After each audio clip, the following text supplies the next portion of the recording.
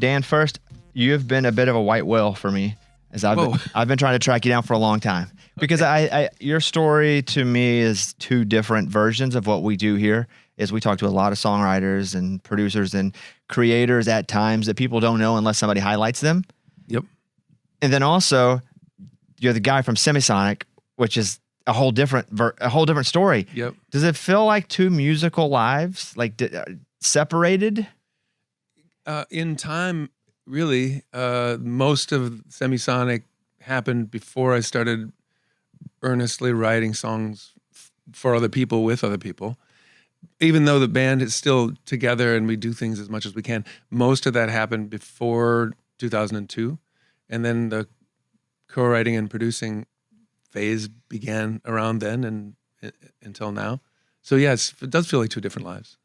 I have a significant amount of friends, and I'm not sure who you write with when you're in town, because you're writing in town, right? Yeah. Yeah. That their careers had a similar arc. They didn't have the success that you had in the artist side, but they came to be an artist, a front man. And in one way or another, they either realized they don't want to travel. Right. That the touring part is such a grind. Right. Or they got dropped and they were like, you know what? I don't have the tenacity to do what some of the artists do and go get a third and fourth record deal. Yeah.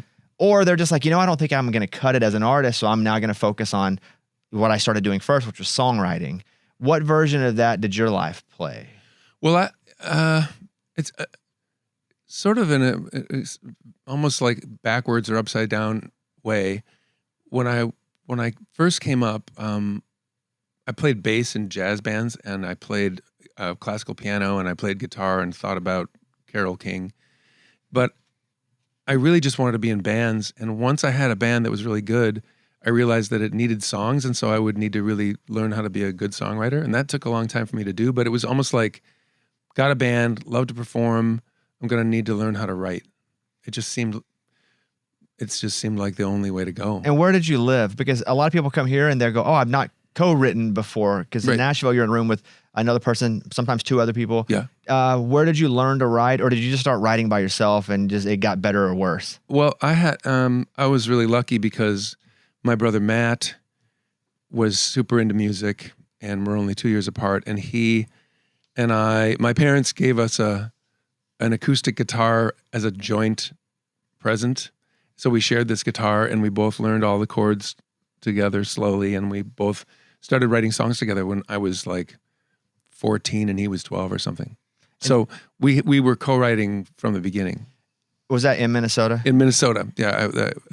I grew up in Minnesota. And if your parents gave you a guitar, so music in the house, because if you're classically trained, did they have an influence on you learning to the next level? Because I can play guitar, but I'm not that. My parents were loved music, but were not musicians. My dad had been in like a doo-wop quartet in high school. And they sounded okay. There was a record that they made, but it wasn't an aspiration. And I don't think they thought we would become professional musicians or anything like that. At what stage of your life was it your thing and you knew it was going to be your thing forever? Like when I was like 12. Were you that kid in, I guess that would be junior high? Were you the music kid? Yeah, probably. Although I always made I drew a lot of pictures. I got in a bunch of trouble for the pictures and never for the music because I could make a really killer satirical cartoon of a teacher. And of your teacher? My teachers, yeah. So I would sit in the back and draw pictures, and they eventually got wise to me, and they would like stroll back and see what I was drawing and pick it up and take it away. Then I found out later they kept them. Am I crazy? I think I've seen some of your lyric sketches where you do lyrics and drawings in the lyric. Yeah. Yeah, so that was, I was either going to be, somebody asked me once at a party, if this music thing doesn't work, what are you going to do with your life? And I said, well, I'll probably be a painter. And they said, you mean like paint houses? What do you mean? I said, no, like a fine art painter. And they laughed because that, as a fallback career, that was a pretty dumb idea too. Yeah, as a fallback, it's almost like as outrageous as the first career. Exactly. So when you are finishing high school, did you, again, if you're that trained, I'm assuming you went to college to do music? Yeah. Well, no, not to do music. My parents got me into the piano lessons because they thought, my dad said, and this is kind of funny, my dad said to me, if you take piano lessons and you get good, you'll be at a party in high school and you'll be able to play songs on the piano and everyone will sing along. That was my dad's era. Nobody did that when I was growing up.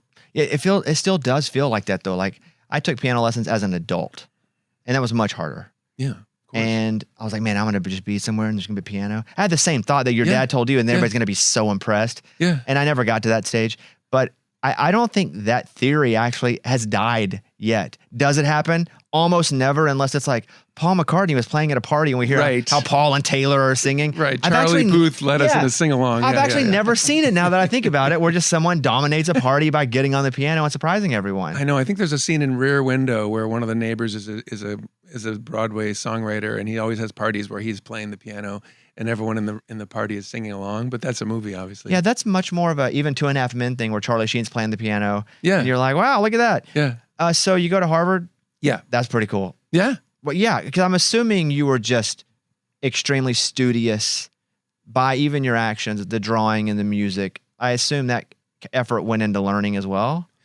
Yeah, I just I was a dutiful first son, but also I was super enthused about things. So I had a job or kind of a freelance life in high school making cartoons for magazines around Minneapolis and St. Paul. That's pretty crazy. And some of them are pretty good, the illustrations.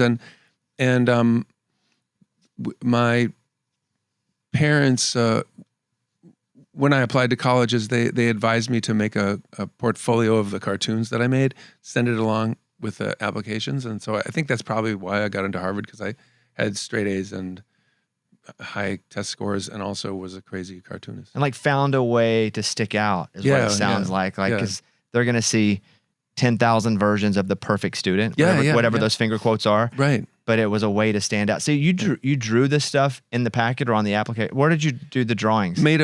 Sent a little manila envelope full of Xerox copies of the pictures that I'd published. Like 20 of them or something like that. Yeah, I'd have let you in, even with mid-grades, if I'm being honest. If they would have come and been that good. That's super cool. Had anyone in your family been to Harvard? My dad had gone to Dartmouth, and he went to Harvard Medical School, so I guess I was a legacy to some degree. So to you, your dad showed you it could be done. Yeah, of course, yes. That's cool. Yeah, it was a possibility that was real. And you get to Harvard, and are you, I've spent a lot of time not actually at Harvard, but in that area of the country, and you're up near Boston. Are you learning to play up there? Are you playing shows? When do you start actually playing? When do you decide you're going to go out and do clubs and stuff? Well, when I was a freshman in college, I met some guys not from Harvard who had a band that I thought was really cool, and they asked me to play bass. So I was doing gigs already, 1 or 2 weekend nights if we could do it, in Boston. Were you like a kid looking to play bass somewhere? Did you have like a poster like peel off and call I would me? have if I hadn't met those guys. I would have. How did you even get in the same situation as these other musicians you weren't in school with? Well, I saw an ad that they put up. It was 2 guys who went to Berkeley, and 2 other guys who were just musicians. I can't remember what their setup was. My assumption is if they went to Berkeley, they were high-level musicians. Yeah, these guys were really good. And so for you to jump into that, you had to also be pretty good. I was pretty good on the bass, and I showed up to rehearsal on time, and the basics. But we were gigging right away freshman year, and then I just really never stopped. And I remember it was funny. I went to a 10-year college reunion, and maybe at this point, maybe a 15-year. I can't remember what it was, but I already had a couple of medium hits with Semisonic, and all these people at my reunion said, "So how come we never saw you? Like, why did we never meet?" Like this happened over and over and over again, and I realized that I was just never on the scene socially. I didn't go to any parties. I was always out doing gigs. Were you gigging? You have to drive a few hours gigging, or was it all since there were so many places near Boston? Like, were you actually traveling a bit? We would get in a van and a cargo van, and 6 of us drive up to, the on the coast. It was usually on the coast of Massachusetts, but we'd go, an hour, 2 hours away. And what was this band? This band was called Animal Dance. Did any of those folks in Animal Dance turn into any of the people in Semisonic? My brother Matt was in that band. And Matt and I started a band after that called Trip Shakespeare. And then I started Semisonic with the bassist of Trip Shakespeare and me and a drummer friend. What about Semisonic was different than Trip Shakespeare or the band before that? Or was it people, just attrition, like attrition of life, and people were changing? Not really. Well, my brother Matt was the leader of Trip Shakespeare, and we had toured for 8 years or something like that, and everybody was medium burned out on it, I think. And he wanted to take a break from the band, so we just stopped playing. And we had been extremely I don't know, we were like essentially a jam band, not a jazz band, a jam band. And we would practice every day, but you'd think it was aimless because we would just jam all day long, like 5 days a week. And so then at our shows, we'd learn our songs and then we'd just turn them into crazy, lengthy, druggy freakouts. Would some of those songs be writing sessions though? Like some of the jamming, would that be writing sessions then? They would lead to songs, yeah. Yeah, especially if something really, really special happened and it felt like we all could remember it, then that would turn into a song, you know? And with Semisonic and you're the singer, was this the first time that you said, hey, I'm going to be the guy? Was that a desire of yours to now move up front? Yeah. It was never my dream to be a celebrity or anything like that, but I did want to sing for people. And Trip Shakespeare was like one way. We were extremely dedicated and we worked really, really hard. And also the music we made was kind of wild, and especially live. And I had always wanted to do things that were more like aligned with the charts because that's what I always listened to, was like pop music.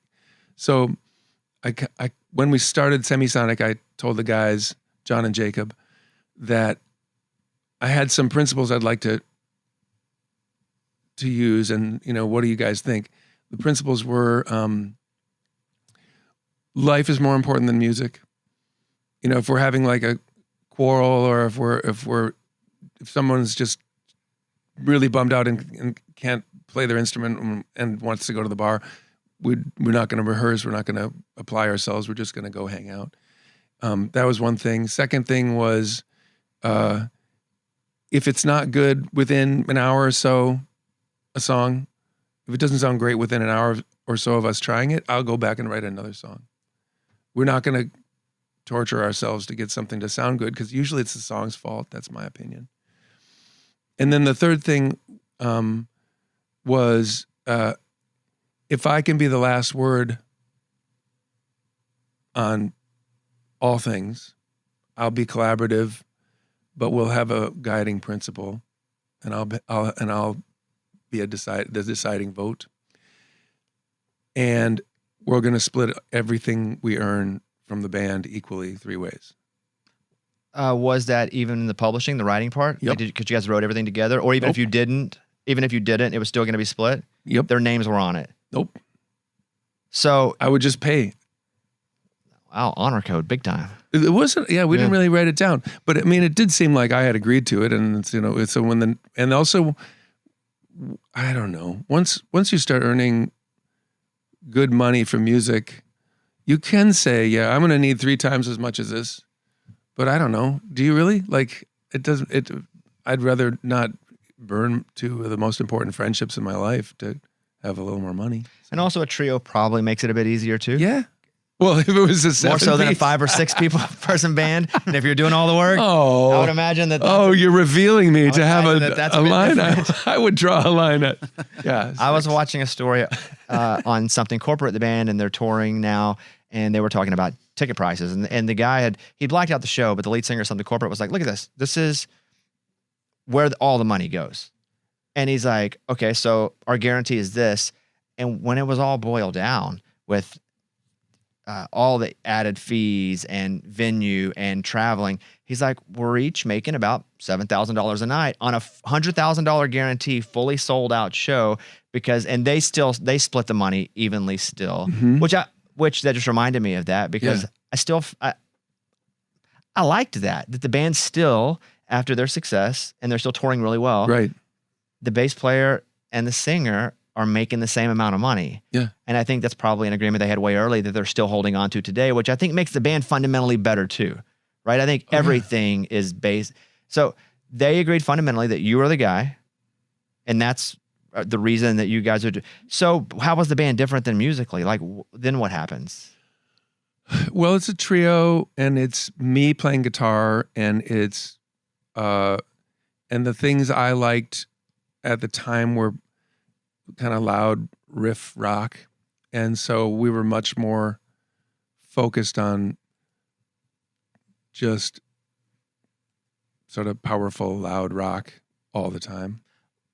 Were you focused on like bigger hooks, like hookier songs? Yeah. Well, I naturally would gravitate towards that anyway. But yeah, we definitely, I mean,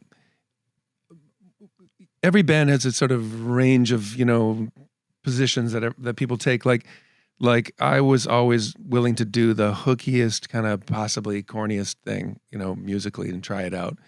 And then Jacob, the drummer, usually was a pretty good barometer of taste. And then John, our bass player, has always been like the coolest guy in the room, and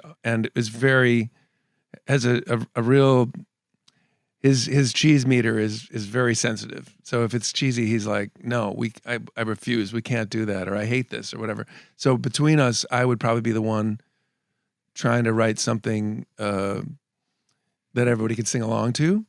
And sometimes when you swing like that, you end up with something pretty hokey, so they would be there to kind of say, not cool.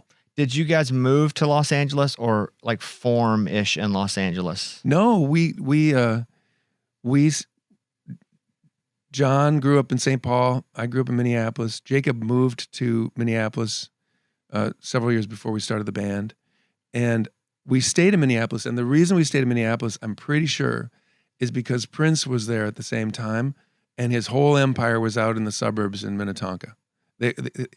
He didn't move to LA until, I don't know, it was the 2000s maybe. He was in Minneapolis, bringing all the business to him, bringing the producers to him, bringing all the talent to him, and sending music out to LA from Minneapolis. And we just, like you said about my dad at Harvard, Prince made it seem possible for us to stay at home and be part of a scene there and be with the people we loved, and also have a chance at reaching a broad audience. When did you guys decide you wanted to pursue a record deal, or did they come after you because you were getting some traction? Trip Shakespeare, the band before Semisonic, had been on A&M Records. So we were a known, and we probably, that Trip Shakespeare was a band where, like, even now I run into musicians in LA who were at our shows at the time, even now, which is crazy to me. But I never run into a member of the general public who was at a Trip Shakespeare show. It was all musicians. But the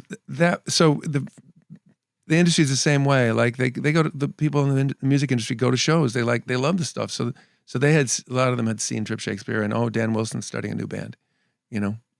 We're curious. So there was interest really early in us getting a record deal, and it was kind of you could really be a band who'd only rehearsed in your garage and toured, for 4 years or whatever, and get a big record deal at that time. It was, if the right person saw you. If the right person saw you, or if you just got some sort of regional radio. Yeah. It's different now. What was like the way TikTok is now? Whoa. So what was the first single that you guys, did you cut a single, or did you cut a bunch of songs first?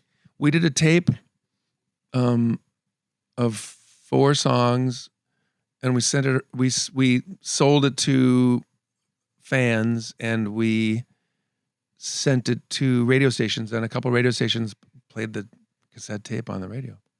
Any of the songs that ended up being big for you guys? Yeah, one of them, there was a song called FNT, Fascinating New Thing, and that ended up getting played in its early demo form in Minneapolis and in the Midwest, in different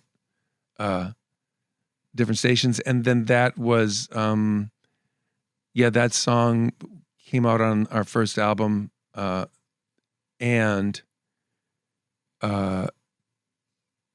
ended up in a movie, and it did a lot. It had a long life, actually.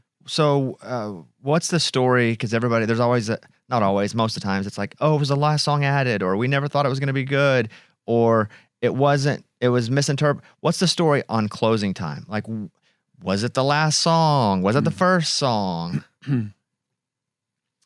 Closing Time. So, Semisonic. We make our first album. It gets a lot of critical praise. Major label was the first? Yep, okay. Major label. It gets a lot of critical praise. It's called Great Divide because we did half of it in Minneapolis and half of it in Los Angeles.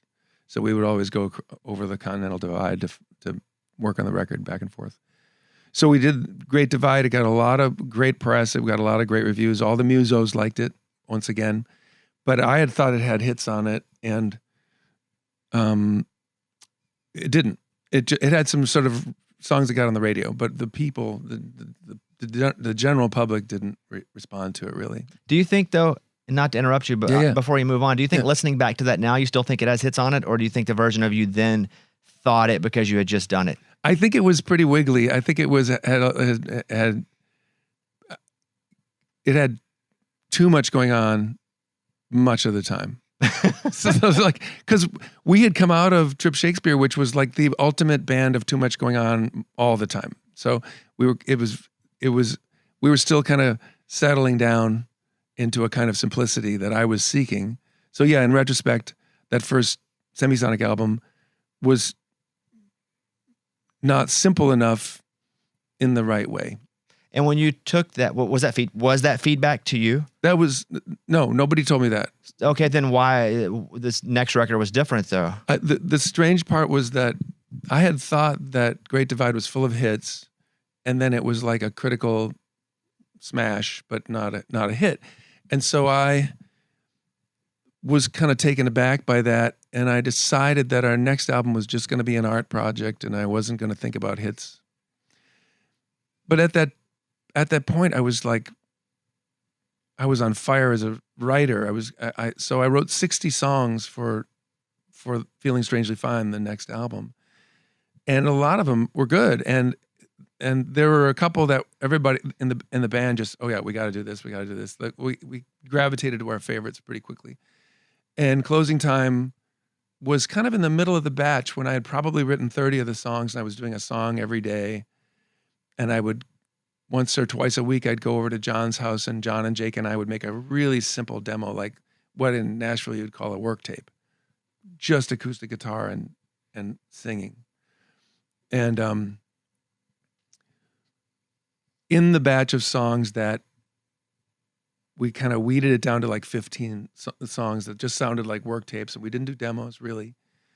And Closing Time was one song that people, when they heard that demo, people would say, whoa, whatever you're doing there, you need to make more songs like that. Did you feel like that was a simple song? Like, what was your feeling about the song in comparison to the other stuff you were writing and the last record you did? I wasn't really I wasn't comparing, and I definitely didn't think that Closing Time was going to be an international smash that still is played 25 years later. No. But I knew it was good, and I thought it was going to be,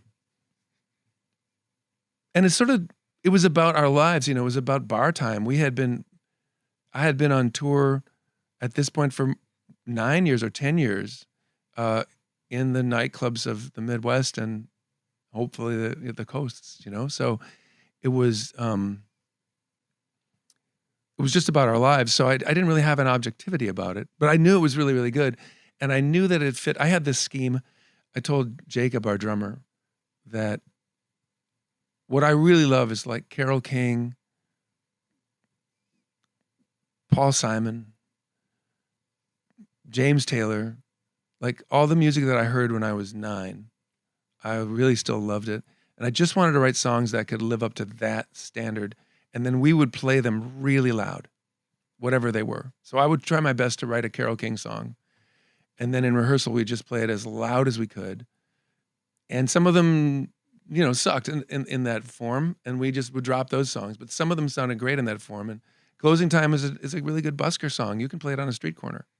Was it, you said bar, because I've heard 9 different theories of what the song's actually about. Yeah. I feel like the 2 songs that have the most theories are Ben Folds 5 Brick and Closing Time. Because if you just go enough places, there are enough theories about the song. Right. So what is it about?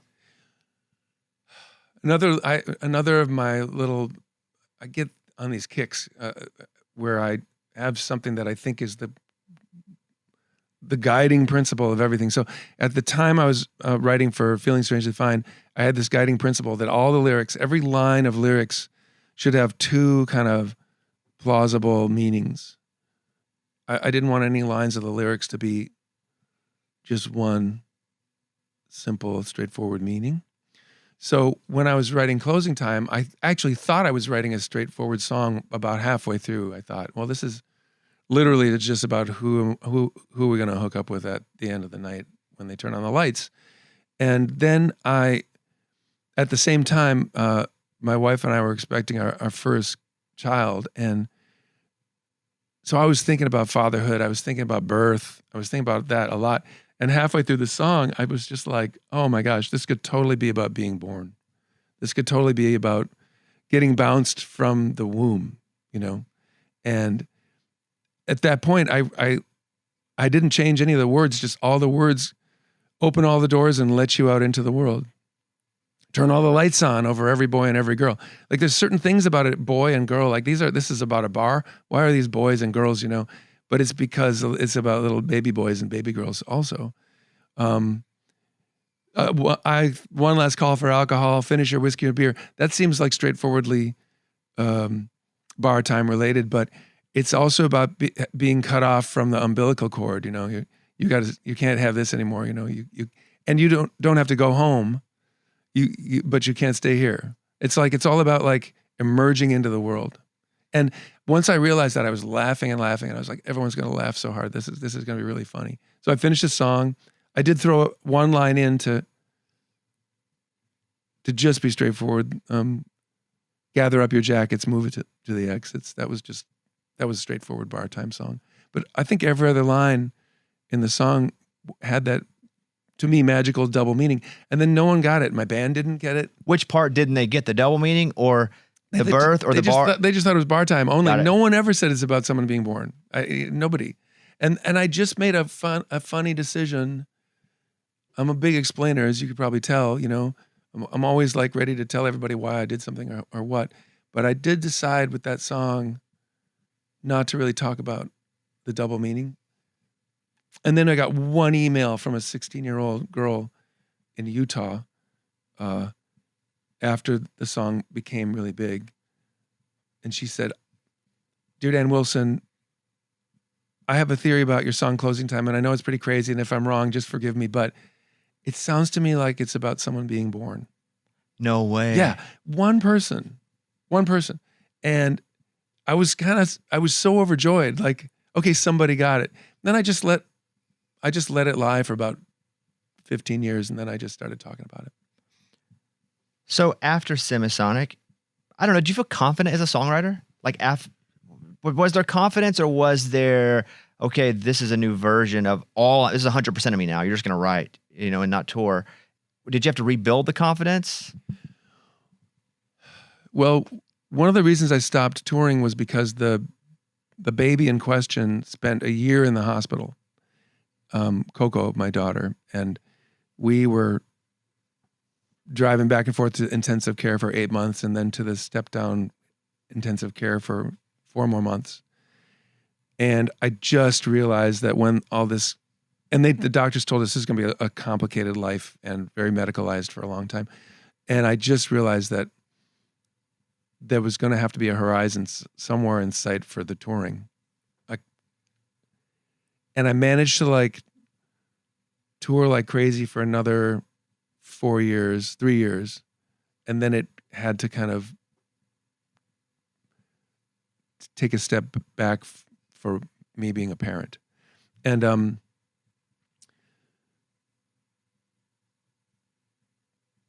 I would say my confidence has always been very mixed. I can't say I'm always willing to go into something and try it. Like, I'm willing to go up on stage and sing a song with people that I only learned, 20 minutes ago. I don't know if that's confidence or I don't know what that is, but I'm definitely ready to be worried and insecure at all times about what I have to offer. Every time I write a song and I think, this is great, okay, that's it. That's the last one. It's never going to happen again. It's like, and I have to tell myself, no, you think this every time. You always think it's the last one, but it's never the last one. But so coming out of Semisonic and going into trying to write songs for people was interesting because I kept asking people, do you want to write a song with me? And in Minneapolis, no one wanted to do it.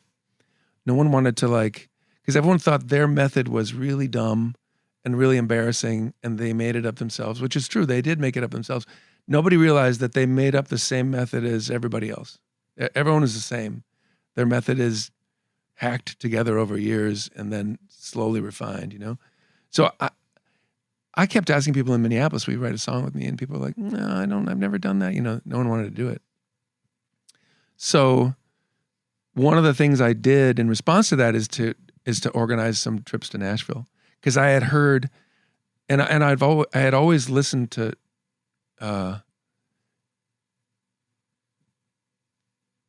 country records, and when we were on tour, our drummer Elaine was obsessed with Alan Jackson, so we'd always listen to the Dead and Alan Jackson and Soundgarden and Nirvana and Flaming Lips and Liz Phair and Björk, But country was always in the mix, and I had a lot of reverence for the music that came out of Nashville. So I thought, okay, maybe I can go to Nashville and learn what it is that they do there that I admire so much. So I came here every year a couple times for 5 or 6 years and wrote with people. One of the songs you wrote with Dirks, who's a good friend of mine. Yeah. You wrote Home with Dirks. And to me, as a songwriter, you guys were able to write a song that felt patriotic, but not cliche, not nationalist. There's a difference, right? Yeah. I felt like I don't know if it was on purpose, but I feel like you guys walked that line. Were you purposefully walking that line? Okay, that's funny that you should ask that because it relates to something I said before, and I love that question. When we can I tell my version of how we wrote it? Yeah. It may not be Brett's or Dirks' version exactly, but the way I remember it, we all got together. I was real excited. I had insisted that there be a piano at the session, and apparently it was a kind of a pain in the butt to organize that. I didn't realize that you couldn't always just say, "Oh, I need a piano at the session." But there was a piano at the session, and we all showed up, and we sort of were shooting the breeze before we started. And then Dirks got a text or a call from his wife, it was a cold morning, and her Prius wouldn't start. And so he hopped in his giant truck and drove away. He said, I'll just be 15 minutes. I'm sorry. I gotta jump start my wife's car. So he disappeared, and Brett and I were sitting there, and we talked for a little while, and I was sitting at the piano while I was talking to him, and I turned to the piano, and I literally just was like, what's this thing like? And I played one chord with two hands. And Brett was holding on to his guitar at the time, and he played the guitar riff from the song, instantly. I was holding the note on the piano, and he just played the beginning of the song. And I said, where did that come from? I was like, that's amazing. I love that. That's incredible. And he goes, well, I guess it came out of that piano chord and out of this. And he pointed to a cross that was on his guitar, and he said, it came from there. And so Brett and I kind of played around with a shape for the verse instrumentally. Dirks come back in 15 minutes. And he goes, okay, so let's get started. And we said, well, we do have something. And we played him what we were doing. And he was like, did you do this yesterday? When did you write this? And we said, no, we did this while you were off jump starting your wife's car. And he said, this is incredible. And I said, I have some thoughts about it. It reminds me of I don't know. It's almost like it feels like it's got to be a patriotic song. And maybe it even has to have the word America in it. And they both went, no. So that's me going to the cheesy excess. But it is what it was about. It just didn't need to say that word. And that was their opinion, and I totally agree. I'm really glad that we didn't do that. I'm glad we kept it more metaphorical. I think it's a beaut. I love it. Yeah, I do too. You wrote Someone Like You with Adele. Yeah. Just you two? Yeah. To write, did she sing the I don't know, the demo, the work tape? Did she sing the work tape too? Yeah. Because a lot of the times here, like my friends, if they're the artist, they won't sing the work tape because they don't really want the work tape of them singing that early version of it existing. So one of the writers that can also sing will sing the work tape in case it never comes. So that way it can't like accidentally be put out. Wow. That's what I wondered about the Adele. Like, did she sing the work tape, and was that even a thought where maybe you sing it, so if it does exist somewhere, it's not Adele singing a song that she never put out? When we wrote together, she wasn't, she had some nice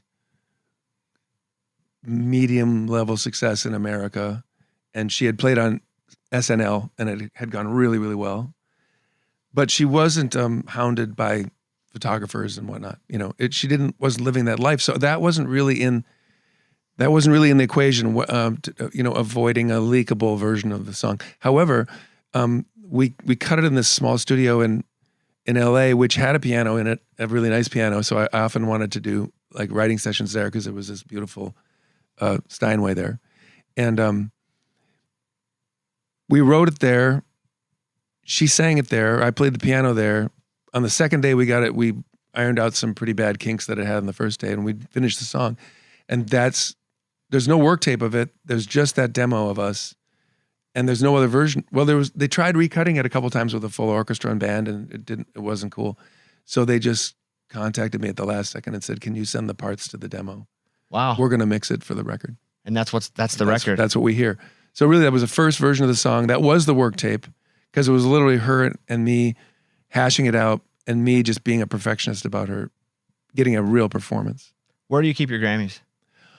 There's a bookshelf in my living room that has 3 out of the 4, and the 4th one's still in the mail, apparently. No way. You never got it? I haven't gotten it yet. It's always a long delayed thing. That's funny. It always takes a long time. And then you get it. You're like, what's this big square box that just arrived? You know, you don't, and it's often from some, like, I don't know where it's from, a publicity firm or a law office, or I can't remember how they do it, but it's never like from the Grammys, you know, so you get, oh, what's in this? Maybe it's a piece of music gear that I forgot I bought. I'm always confused by that, because I get if it's like an ACM or a CMA or whatever, it'll be like fragile. I'm like, what did I order that's fragile? Like, why is there a fragile box on my porch? The fragile thing throws me off more than anything, because I don't really order fragile things. And then I'm like, because you're right, it takes like 3. You don't get the award at the show. You get it when you've forgotten entirely about it. Yeah. Yeah. Well, my CMA this year showed up in many pieces. It was no way got broken in the mail. It was busted. Yeah. The fragile need to be bigger on that box. It was really fragile. Yeah. The new instrumental album, Goodnight Los Angeles, comes out May 9th. You guys on tour with Toe the Wet Sprocket?